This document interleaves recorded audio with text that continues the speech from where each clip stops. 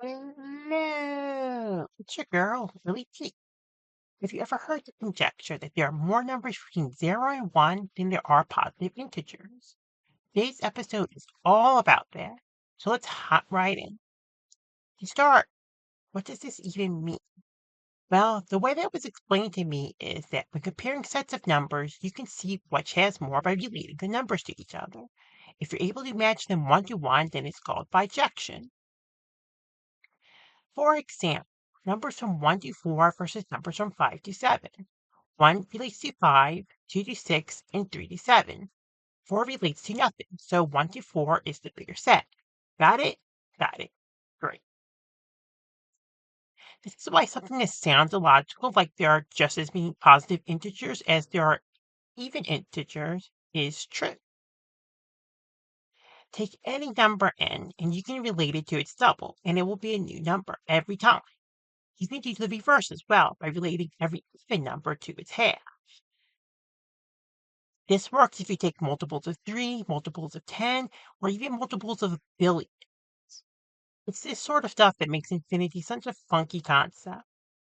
I hope all of that made sense and that I explained it properly. Now I want to talk about Cantor's diagonal argument. This is how it was explained to me that there are more numbers between 0 and 1 than positive integers. So you want to make a new number. You look at the list of numbers that already exist and you take the first digit from the first number and pick a different one, the second digit from the second number and pick a different one, the third from the third, and so on and so forth. Because it differs from every number already picked by at least one digit, it's a brand new number every time. You can do this with numbers between 0 and 1, but you can't with positive integers. Therefore, 0 and 1 is larger. That's what they say anyway. Whenever they would do these proofs, numbers will always be in sequence like so. Completely random. That annoyed me a lot about the proof, and it made me think, what if it was in a logical order? Would I be able to connect them then? To start with, I had to account for 0, because that was where the difference lied. You can have any number of zeros at the beginning of a decimal number so long as you have a larger number at the end. Any zeros at the end don't count. The reverse is true for whole numbers. So I came up with the idea of mirroring them to relate to each other. 1 would relate to 0.1, 10 would relate to 0.1, 1056 would relate to 0.6501. Had I done it, I had related all the numbers to each other. I posted it to the internet and someone pointed out that 0.0111 repeating was not in my list. So back to the drawing board. What was I to do? If I could just take away the decimal point somehow, they would relate to each other, wouldn't they? Maybe I was onto something. Every number has a length.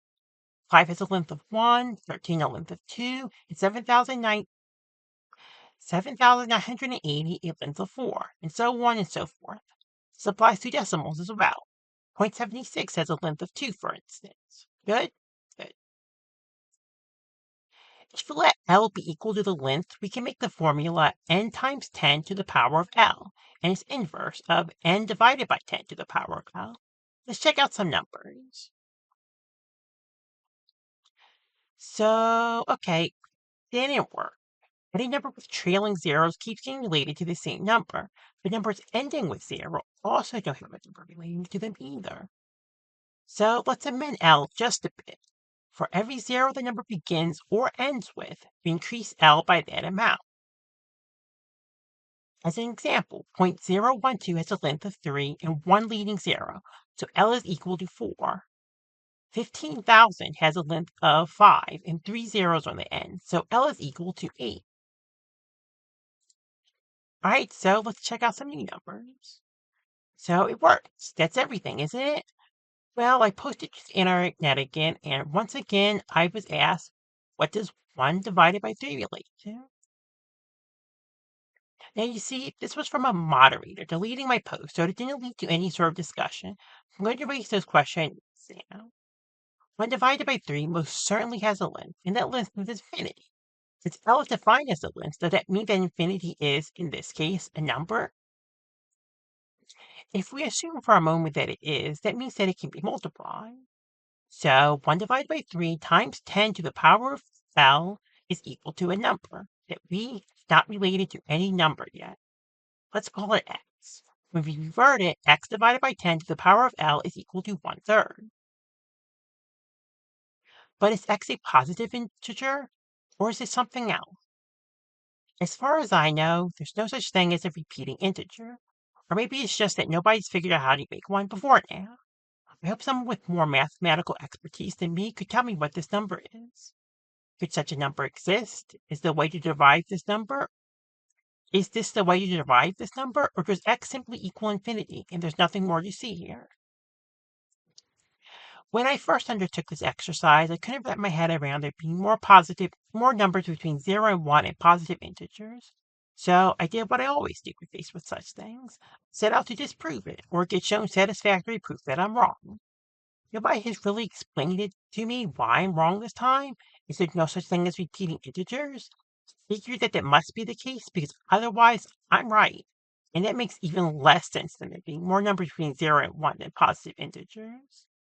I don't show this to you as some sort of conspiracy or whatever you call it.